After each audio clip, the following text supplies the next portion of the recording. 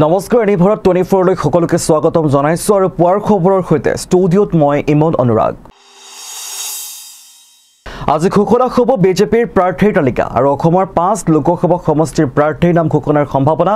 কেন্দ্ৰীয় নিৰ্বাচনী সমিতিৰ বৈঠকৰ অন্তত ঘোষণা হ'ব তালিকা।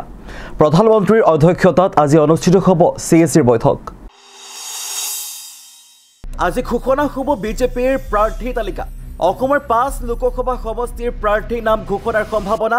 কেন্দ্ৰীয় নিৰ্বাচনী সমিতিৰ বৈঠকৰ অন্তত ঘোষণা হ'ব তালিকা আৰু প্ৰধানমন্ত্ৰীৰ অধ্যক্ষতাত আজি অনুষ্ঠিত হ'ব CACৰ বৈঠক।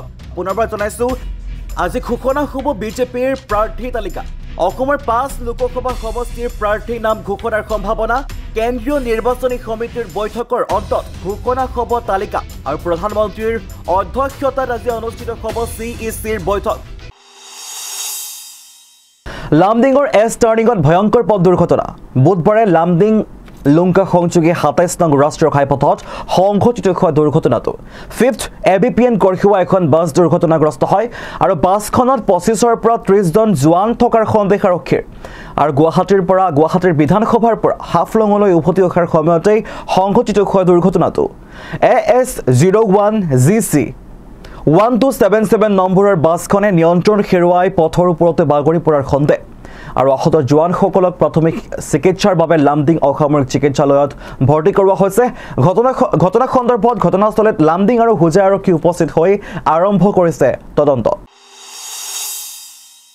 এই মুহূৰ্তত জনাই আছো এটা ডাঙৰ খবৰ। লামডিঙৰ এছ টাৰ্ণিঙত ভয়ংকৰ পথ দুৰ্ঘটনা। বুধবাৰে লামডিং লংকা সংযোগী 27 নং ৰাষ্ট্ৰীয় ঘাইপথত সংঘটিত হয় দুৰ্ঘটনাটো।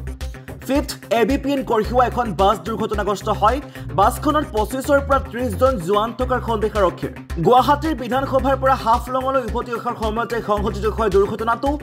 AS01GC 1277 নম্বৰৰ বাছখনে নিয়ন্ত্ৰণ হেৰুৱাই পথৰ ওপৰতে বাগৰি পৰাৰ সন্দেহ আৰু আহত জোৱানসকলক প্ৰাথমিক চিকিৎসাৰ বাবে লামডিং অসামৰিক চিকিৎসালয়লৈ প্ৰেৰণ কৰা হয়। ঘটনাস্থলীত লামডিং আৰু হোজাই আৰক্ষী উপস্থিত হৈ তদন্ত আৰম্ভ কৰিছে। পুনৰবাৰ জনাইছো লামডিঙৰ এছ টাৰ্ণিঙত ভয়ংকৰ পথ দুৰ্ঘটনা। বুধবাৰে লামডিং লংকা সংযোগী 27 নং ৰাষ্ট্ৰীয় ঘাইপথত সংঘটিত হয় দুৰ্ঘটনাটো। 5th ABPN কঢ়িওৱা এখন বাছ দুৰ্ঘটনাগ্ৰস্ত হয়। বাছখনত 25ৰ পৰা 30 জন জোৱান থকাৰ সন্দেহ আৰক্ষীৰ। গুৱাহাটীৰ বিধানসভাৰ পৰা হাফলঙলৈ উভতি অহাৰ সময়তে সংঘটিত হয় দুৰ্ঘটনাটো। AS01GC 1277 নম্বৰৰ বাছখনে নিয়ন্ত্ৰণ হেৰুৱাই পথৰ ওপৰতে বাগৰি পৰাৰ সন্দেহ আৰু আহত জোৱানসকলক প্ৰাথমিক চিকিৎসাৰ বাবে লামডিং অসামৰিক চিকিৎসালয়লৈ প্ৰেৰণ কৰা হয়। ঘটনাস্থলীত লামডিং আৰু হোজাই আৰক্ষী উপস্থিত হৈ তদন্ত আৰম্ভ কৰিছে। এপিনে ওদালগুৰি জিলাৰ ভেৰগাঁও আউটপোষ্টৰ অন্তৰ্গত দুধগুৰ মাখাত বুধবাৰে সংঘটিত হয় এটা ভয়ংকৰ বাইক দুৰ্ঘটনা। দুৰ্ঘটনাটোত থিতাতে নিহত হয় এজন যুৱক। নিহত যুৱকজন দুধগুৰ মাখাৰ দীপক দেৱনাথ বুলি জানিব পৰা গৈছে আৰু নিজৰ ভনীয়েকক স্কুলৰ পৰা আনিবলৈ বুলি আপাচি বাইকেৰে ঠাকুৰীয়া পাৰালৈ গৈ থকাৰ সময়তেই সংঘটিত হয় দুৰ্ঘটনাটো। এই সন্দৰ্ভত আগবঢ়াইছো এটা প্ৰতিবেদন। ওদালগুৰি জিলাৰ ভেৰগাঁও আউটপোষ্টৰ অন্তৰ্গত দুধগুৰ মাখাত বুধবাৰে সংঘটিত হয় এটা ভয়ংকৰ বাইক দুৰ্ঘটনা। দুৰ্ঘটনাটোত থিতাতে নিহত হয় এজন যুৱক। নিহত যুৱকজন দুধগুৰ মাখাৰ দীপক দেৱনাথ বুলি জানিব পৰা গৈছে। নিজৰ ভনীয়েকক স্কুলৰ পৰা আনিবলৈ বুলি আপাচি বাইকেৰে ঠাকুৰীয়া পাৰালৈ গৈ থকাৰ সময়তেই সংঘটিত হয় দুৰ্ঘটনাটো। তীব্ৰ বেগত বিদ্যুতৰ খুঁটাত খুন্দা মৰাৰ ফলত থিতাতে নিহত হয় যুৱকজন। পিছত ভেৰগাঁও আৰক্ষী ঘটনাস্থলীত উপস্থিত হৈ মৃতদেহটো মৰণোত্তৰ পৰীক্ষাৰ বাবে ওদালগুৰিলৈ প্ৰেৰণ কৰে। Bureau report any Bharat 24। আজি মোটামুটি 11টা 11:30 মানৰ ভিতৰত আমাৰ ওদালগুৰি ডিষ্ট্ৰিক্টৰ ভেৰগাঁও সাব ডিভিজনৰ আণ্ডাৰত দুধগড় মাখা গাঁৱত দুধগড় মাখা আৰু ঠাকুৰীয়াপাৰা অভিমুখী যিটো ৰাস্তা আছে সেইটো ৰাস্তাত তাৰমানে বাইকৰ এক্সিডেণ্ট হৈ যায়। চ' এক্সিডেণ্টটো হৈছে আমাৰ দুধগড় মাখাৰে গাঁৱৰ নিবাসী আপোনাৰ এই নামটো হ'ল দীপক দেৱনাথৰ। চ' গতিকে এক্সিডেণ্ট যিবিলাক হৈ আছে আৰু এক্সিডেণ্টটো হোৱাৰ যিটো এক্সিডেণ্ট হৈছে ইয়াতে এই এক্সিডেণ্টটো হোৱাৰ লগে লগে থিতাতে স্পট ডেথ হৈ গৈছে ব্যক্তিজনৰ। চ' গতিকে এই স্পট ডেথ বা গাড়ী চলোৱাৰ কাৰণে যিবিলাক নীতি নিয়ম আছে আমাৰ এই অঞ্চলৰ বহুত এনেকুৱা ল'ৰা ছোৱালী আছে যিসকলে তাৰমানে পালন কৰা নাই আৰু সেকেন্ড কথা বহুত ড্ৰাইভিং লাইসেন্স নোহোৱা গাড়ীৰ কাগজ পাতি নোহোৱা বহুত ল'ৰা ছোৱালীয়ে গাড়ী চলোৱা আমি প্ৰত্যক্ষ কৰো সো গতিকে আমি চৰকাৰক বা প্ৰশাসনক লগত দ্বিতীয়ক আমি এটা অনুৰোধ জনাম যে এক্সিডেন্ট ৰোধ কৰিবৰ কাৰণে যিবিলাক ব্যৱস্থা পৰিকল্পনা ল'ব লাগে চৰকাৰে বা দ্বিতীয় যেতিয়া লাইসেন্স ইস্যু কৰে এই লাইসেন্স ইস্যু কৰোতে যাতে অলপ মানে ড্ৰাইভাৰসকলক ভালকে প্ৰশিক্ষণ দি কিনে লাইসেন্সটো দিয়ে সেইটো কাৰণে আমি আমাৰ দুৰ্গমাখা ৰাইজৰ তৰফৰ পৰা আমি চৰকাৰৰ লগতে দ্বিতীয়ক লগতে প্ৰশাসনক আমি আহ্বান জনাইছো ল'ৰাজনে হেলমেট পিন্ধিছিল না ল'ৰাজনে হেলমেট আমি থকা যেন পাইছো কিন্তু হেলমেট থকালে তাৰমানে ফিটাৰডাল তাকে লগোৱা নাই এনেকুৱা হৈছে সো সেই কাৰণে কৈছো যে অলপ তাৰমানে হেলমেট কেনেকে লগাব লাগে গাড়ী কেনেকে চলাব লাগে সেইবিলাক প্ৰশিক্ষণ অলপ দি দিব লাগে আমি জানা মতে তীব্ৰ বেগত গৈ আছিল আৰু কাৰেণ্টৰ খুঁটা এটাত খুন্দা মাৰি দিছিল নিয়ন্ত্ৰণ হেৰাই কিনে থিতাতে মানে ব্যক্তিজনৰ নিহত হৈ গৈছে এবাৰ লক্ষীপুৰ আৰক্ষীৰ জালত খুদখুৰ আৰু ধৃত খুদখুৰ নেদানপুৰৰ আতুৱাৰ ৰহমান বুলি জানিব পৰা গৈছে এজন লোকক 5% সুদত দিয়াৰ অভিযোগ ৰহমানৰ বিৰুদ্ধে আৰু ধনৰ বিনিময়ত ৰহমানৰ বন্ধকীত লৈছিল সোণৰ গহনা এই মুহূৰ্তত এনিভাৰ্ছ 24 দৰ্শকসকলক এটা ডাঙৰ খবৰ জনাইছো এইবাৰ লক্ষীপুৰ আৰক্ষীৰ জালত খুদখুৰ আৰু ধৃত খুদখুৰ নিদানপুৰৰ আতুৱাৰ ৰহমান বুলি জানিব পৰা গৈছে এজন লোকক 5% সুদত দিয়াৰ অভিযোগ ৰহমানৰ বিৰুদ্ধে আৰু ধনৰ বিনিময় ৰহমানে বন্ধকীত লৈছিল সোণৰ গহনা এতিয়া দেখা পোৱা গৈছে যে সমগ্ৰ ৰাজ্যতে খুদখুৰৰ বিৰুদ্ধে আৰক্ষীৰ অভিযান অব্যাহত আছে ৰাজ্যৰ জিলাই খুদখুৰক গ্ৰেপ্তাৰ কৰিছে আৰক্ষীয়ে আৰু এইবাৰ লক্ষীপুৰ আৰক্ষীৰ জালত খুদখুৰ ধৃত খুদখুৰ নিদানপুৰৰ আতুৱাৰ ৰহমান বুলি জানিব পৰা গৈছে এজন লোকক 5% সুদত দিয়াৰ অভিযোগ ৰহমানৰ বিৰুদ্ধে আৰু ধনৰ বিনিময়ত ৰহমানে বন্ধকীত লৈছিল সোণৰ গহনা তাৰ পাছতে আৰক্ষীয়ে অভিযান চলাই আতুৱাৰ ৰহমানক গ্ৰেপ্তাৰ কৰিছে চৰকাৰৰ নিৰ্দেশনাৰ পিছতে এতিয়া হস্তম হৈ উঠিছে আৰক্ষী প্ৰশাসন ৰাজ্যৰ বিভিন্ন জিলাত থকা খুদখুৰৰ তালিকা প্ৰস্তুত কৰিছে অসম আৰক্ষীয়ে আৰু খুদখুৰক বিচাৰি সমগ্ৰ ৰাজ্যতে অভিযান তীব্ৰতৰ কৰি তুলিছে আৰক্ষীয়ে এইবাৰ লক্ষীপুৰৰ আৰক্ষীৰ জালত খুদখুৰ ধৃত খুদখুৰ নিদানপুৰৰ আতুৱাৰ ৰহমান বুলি জানিব পৰা গৈছে এজন লোকক 5% সুদত দিয়াৰ অভিযোগ ৰহমানৰ বিৰুদ্ধে আৰু ধনৰ বিনিময়ত ৰহমানে বন্ধকীত লৈছিল সোণৰ গহনা এই মুহূৰ্তত সেই খবৰ আমি আপোনালোকক জনাইছো পুৱাৰ খবৰৰ মাজতে খন্তেক সময়ৰ বাবে লৈছো বাণিজ্যিক বিৰতি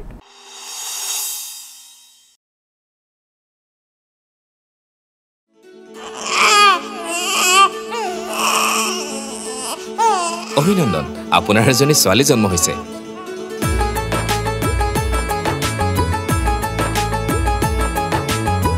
লাহি পাহি এজনী পৰি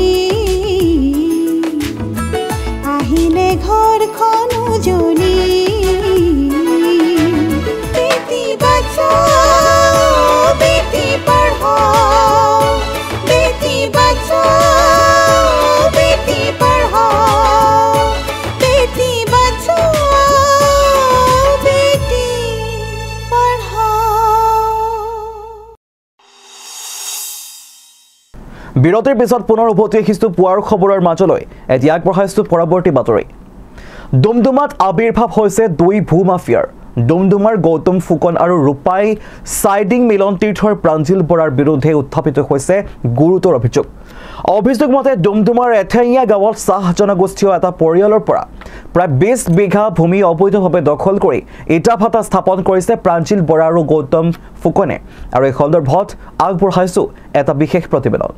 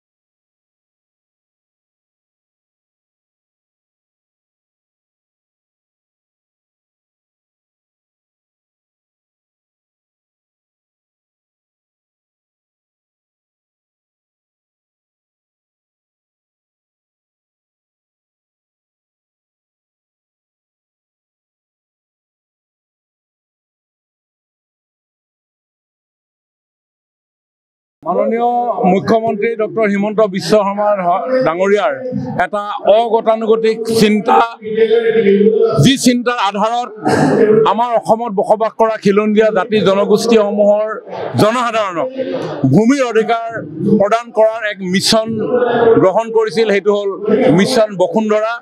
আৰু মিছন বসুন্ধৰাৰ পাৰ্ট 2 আজি ডিগবৈ সমষ্টিত প্ৰায় 5,000টা পৰিয়ালক আমি দিবৰ কাৰণে সক্ষম হৈছোঁ।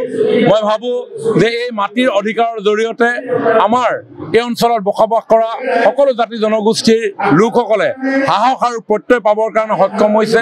অনাগত দিনত তেখেতসকলে অৰ্থনৈতিকভাৱে নিজকে শক্তিশালী অনুভৱ কৰাৰ লগতে অৰ্থনৈতিক যথেষ্ট কাম কাজ কৰাৰ সুবিধা তেওঁলোকে আজিৰ পৰা পাব আৰু ইয়াৰ ফলত ভৱিষ্যত প্ৰজন্ময়ো সুৰক্ষিত এক পৰিৱেশৰ মাজত তেওঁলোকে ডাঙৰ দীঘল হোৱাৰ আত্মপ্ৰত্যয় লাভ কৰিব। আৰু মই ভাবোঁ যে আজি এই অনুষ্ঠানটো এই ডিগবৈ অঞ্চলত অনুষ্ঠিত কৰি মুখ্যমন্ত্ৰী ডাঙৰীয়াই এই ৰাইজক যি শ্ৰদ্ধা জনালে আগন্তুক দিনত ই এক মাইলৰ খুঁটি হিচাপে চিহ্নিত হৈ ৰ'ব। মধ্যস্থল আচলতে আৰু এই মধ্যস্থলতে নতুনকৈ অন্তৰ্ভুক্ত হোৱা বুঢ়ীডিঙৰ 6খন গাঁও পঞ্চায়ত আজি ইয়াত মিলিত হৈছিলে আৰু ইতিমধ্যে ডিলিমিটেশ্যনৰ পৰা বুঢ়ীডিহিং মৌজাটো ইয়াত আহিছে। আৰু আজি মাননীয় মুখ্যমন্ত্ৰীৰ দ্বাৰা প্ৰেৰিত আজি আমাৰ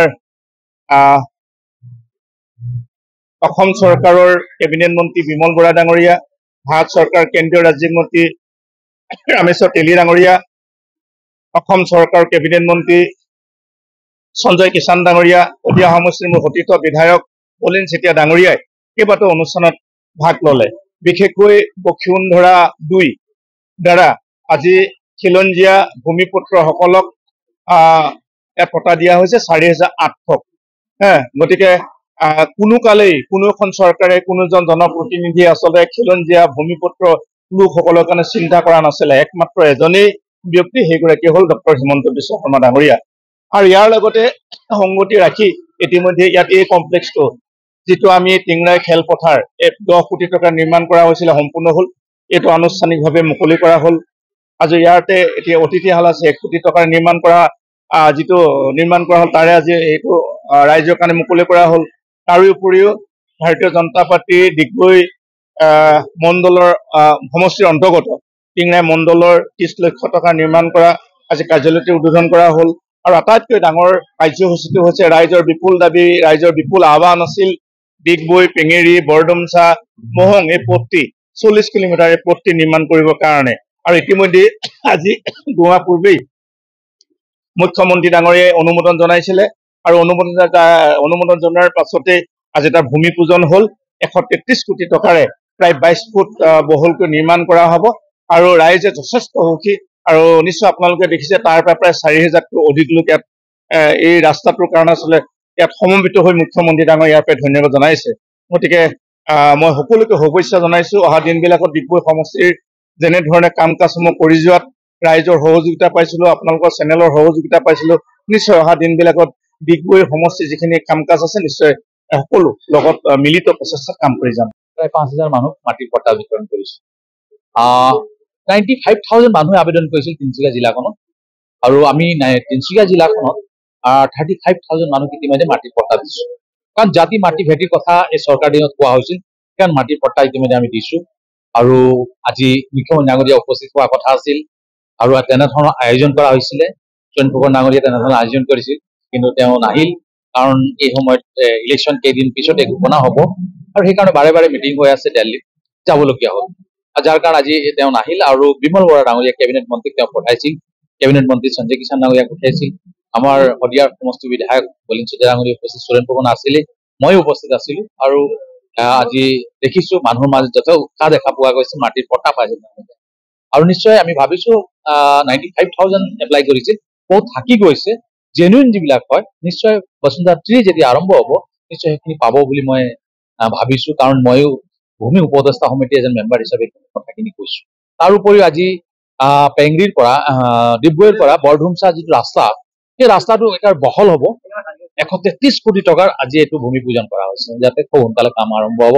ধুনীয়া ৰাস্তা এটা দিহিং মৌজা ৰাইজে পাব আৰু এই ৰাস্তা যোগেদি অৰুণাচল যোৱা ৰাইজেও এই ৰাস্তা দি যোৱা হ'ব। তেনেকৈ 133 কোটি টকাৰ এটা ৰাস্তা সুন্দৰ ৰাস্তা আমি নিৰ্মাণ কৰিম তাৰ উপৰি ইতিমধ্যে গম পাইছে কাকো পথাৰৰ ফালে এটা ৰাস্তা ইতিমধ্যে কাম চলি আছে সেইটো আসাম মালাৰ যোগেদি দিহিং মৌজাত এটা ডিগ্ৰী কলেজৰ কাম চলি আছে অনেক কাম চলি আছে গোটেইখিনি কথা যদি কোৱা বৰ দীঘলীয়া হ'ব কিন্তু আজি আমাৰ কাৰণে এটা ভাল দিন ডিগবৈ সমষ্টিৰ কাৰণে কাৰণ আমি প্ৰায় 5,000 মানুহ মাটি পটা দিছোৱেই এটা ধুনীয়া ষ্টেডিয়াম এটা আজি আমি উদ্বোধন কৰিছো য'ত নেকি প্ৰায় 10 কোটি টকা আমাৰ সিগনেচাৰ আঁচনি যোগেদি সুনীল ফুকন ডাঙৰীয়াই পাইছিল পইচা আৰু ধুনীয়া এটা ষ্টেডিয়াম আমি নিৰ্মাণ কৰিছো তাৰ উপৰি আমাৰ ভাৰতীয় জনতা পাৰ্টিৰ ডিংৰাই যেটো আমাৰ মণ্ডল বুলি কোৱা হয় তাৰ অফিসটো আজি আমি উদ্বোধন কৰিছো তেনেকৈ অনেক কাম আজি উদ্বোধন কৰা হৈছে আধাইলা থোৱা হৈছে তেনেকৈ কাম হৈ থাকিব কৰি থাকিম ডিব্ৰুগড় লোকসভা সমষ্টিৰ জিকাটো খাটাং এবাৰ চক জিকাটোতো 99% নহয় 110% জিকাটো কাৰণ আপোনাক জানে যে মই যেতিয়া 98ত যেতিয়া আহো পাৰ্টি তো এনেকুৱা এটা দিন আছিল যে বাগান আপুনি সোমাব নোৱাৰে ভাৰতীয় জনতা পাৰ্টি কিন্তু আজি তাৰিখত ভাৰতীয় জনতা পাৰ্টি বাগান গাঁও চহৰ ক'তো এনেকৈ বাকী নাই যে সকলো ঠাইত ভাৰতীয় জনতা যাব পাৰে ভাৰতীয় জনতা পাৰ্টি সংগঠন যথেষ্ট শক্তিশালী অকল অসমতে নহয় অসমৰ বাহিৰতো কাৰণ মই এজন কেন্দ্ৰীয় মন্ত্ৰী হিচাপে ভাৰতবৰ্ষৰ বিভিন্ন ঠাইত ঘূৰি ফুৰিছো আৰু তাৰ পৰা গম পাওঁ যে ভাৰতীয় জনতা পাৰ্টি সংগঠন যথেষ্ট শক্তিশালী আৰু নৰেন্দ্ৰ মোদী ডাঙৰীয়া তৃতীয়বাৰৰ বাবে ভাৰতৰ প্ৰধানমন্ত্ৰী হ'ব তাত কোনো ডাউট ভয়ংকৰ অগ্নিকাণ্ডই জোকাৰি গ'ল জলেশ্বৰৰ ৰাজমিঠা কলাপাৰীত ভয়ংকৰ অগ্নিকাণ্ড এই অগ্নিকাণ্ডত ক্ষতিগ্ৰস্ত হয় নগদ ধনসহ 6 লক্ষাধিক টকাৰ হা সম্পত্তি উক্ত গাঁৱৰ আব্দুল গনি নামৰ এজন লোকৰ ৰান্ধনি ঘৰৰ পৰা জুইৰ সূত্ৰপাত হৈ আজগৰ আলীৰ নামৰ আন এজন লোকৰ গৃহ সম্পূৰ্ণৰূপে ভস্মীভূত হয় এই সন্দৰ্ভত আগবঢ়াইছো প্ৰতিবেদন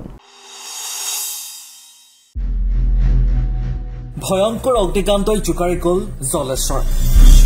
জলেশ্বৰৰ ৰাজমিঠা কলাপাৰীত ভয়ংকৰ অগ্নিকাণ্ড এই অগ্নিকাণ্ডত ক্ষতিগ্ৰস্ত হয় নগদ ধনসহ 6 লক্ষাধিক টকাৰ হা সম্পত্তি উক্ত গাঁৱৰ আব্দুল গনি নামৰ এজন লোকৰ ৰান্ধনি ঘৰৰ পৰা জুইৰ সূত্ৰপাত হৈ আজগৰ আলী নামৰ এজন লোকৰ গৃহ সম্পূৰ্ণৰূপে ভস্মীভূত হয় অলংকাৰ হা সম্পত্তি নগদ ধনকে ধৰি নিমিষতে ভস্মীভূত হয় সম্পূৰ্ণ ঘৰটো পিছত স্থানীয় ৰাইজে ঘটনাস্থলীত উপস্থিত হৈ জুই নিয়ন্ত্ৰণ কৰে যদিও উক্ত ভয়াৱহ জুইত 5 লক্ষাধিক টকাৰ হা সম্পত্তি ক্ষতিগ্ৰস্ত হয় বুলি জানিব পৰা যায় আনফালে ক্ষতিগ্ৰস্ত উক্ত দৰিদ্ৰ পৰিয়ালটোক চৰকাৰে যাতে সহায় আগবঢ়ায় তাৰ বাবে সংবাদ মাধ্যমযোগে আহ্বান স্থানীয় ৰাইজৰ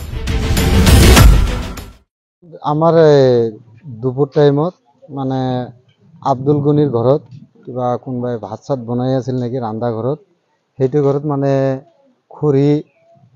বহুত খৰি আছিল কিবা কাৰণত সেইটো ঘৰত আগুন জুই লাগি গ'ল লাগি যোৱাৰ পিছত সেইটো ঘৰত জুই নিবা মানে সুবিধা নাই সেই কাৰণত এইটো আৰু এটা ঘৰত আহি গ'ল আজগৰ আলী বুলি কয় সেইটো ঘৰত আহি মানে সেই ঘৰটো একেবাৰে পুৰি গ'ল আজগৰ আলীৰ সম্পূৰ্ণ ঘৰটো পুৰি গ'ল সম্পূৰ্ণ মানে একো বস্তু ওলাব পৰা নাই মানে তিনে ঘৰ আছিল মানুহখিনি ওলাইছে যিমান বস্তু আছিল টেকা পইচা আছিল মোটামুটি কেছ পইচা আছিল 2 লাখৰ নিচিনা আৰু ঘৰটো মানে গোটেইখিনি গুচি গ'ল গৰম আছিল মানে ঘৰৰ পৰাই এটা বস্তু ওলাব পৰা নাই পিছে আমি গাঁৱৰ ৰাইজে দেখা পাই মানে পথাৰৰ পৰা দৌৰি আহি আমি চেলো মিচিং এটা ষ্টাৰ্ট দি মানে সেই পাইপে দি আমি পানী জুই দিবাই দিছো আমি এই ক্ষেত্ৰত এটা কওঁ যে সেই আজগৰ আলী পৰিয়ালটো একেবাৰে কৰি মানে সেই বিদেশত হাজিৰা কৰি খায় আমি চৰকাৰক আহ্বান জনাওঁ যে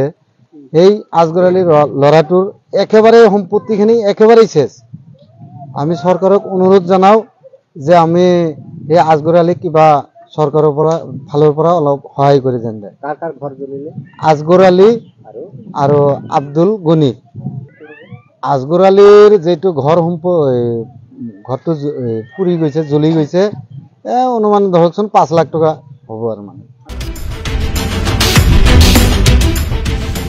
লক্ষীপুৰৰ পৰা আক্ৰমণ হক ৰিপৰ্ট এনি ভাৰত 24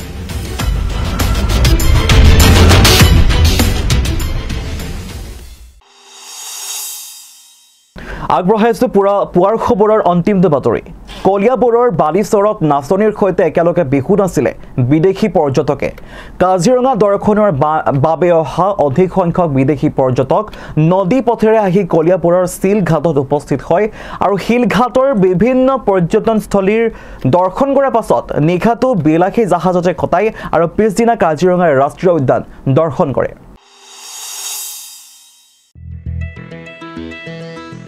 কলিয়াবৰৰ বালিচৰত নাচনীৰ সৈতে একেলগে বিহু নাছিলে বিদেশী পৰ্যটকে কাজিৰঙা দৰ্শনৰ বাবে অহা অধিক সংখ্যক বিদেশী পৰ্যটক নদী পথেৰে আহি কলিয়াবৰৰ শিলঘাটত উপস্থিত হয় শিলঘাটৰ বিভিন্ন পৰ্যটনস্থলী দৰ্শন কৰাৰ পাছত নিশাটো বিলাসী জাহাজতে কটাই পিছদিনা কাজিৰঙা ৰাষ্ট্ৰীয় উদ্যান দৰ্শন কৰে MV মহাবাহু ক্ৰুজত অহা ইংলেণ্ড আমেৰিকা আৰু ছুইজাৰলেণ্ডৰ এটি ৩৩জনীয়া দলে অসম সমবায় মৰাপাটকল কলিয়াবৰ চাহ বাগিচা দৰ্শন কৰাৰ পাছত ত্ৰিশূলধাৰিত ব্ৰহ্মপুত্ৰৰ সৌন্দৰ্য উপভোগ কৰে অসমীয়া গাভৰুৰ অনুকৰণত বিহু নৃত্যত ভাগ লয় বিদেশী পৰ্যটকে এগৰাকী পৰ্যটকে ঢোলৰ চেপৰতো চাপৰ মাৰে From England. So Assam is the first. Sorry, Assam is the first tour. Say that again. Assam is the first tour. Yeah, we're going up the Brahmaputra on a boat for a week, which could be fun. We are very happy to be here. Thank you very much for the wonderful dance performance. Yes. We are coming from the ship Mahabu, and we are all from the United Kingdom. First tour. Thank you. Yes. Thank you for coming here this afternoon. We've had a great time. Ma'am, the Assamese culture is the. We thoroughly enjoyed the dance. It was amazing. It was wonderful to see the beautiful girls and boys and the beautiful music that they made. And we're very grateful and say thank you very much. কলিয়াবৰৰ পৰা নেকিবুৰ ৰহমানৰ প্ৰতিবেদন any Bharat 24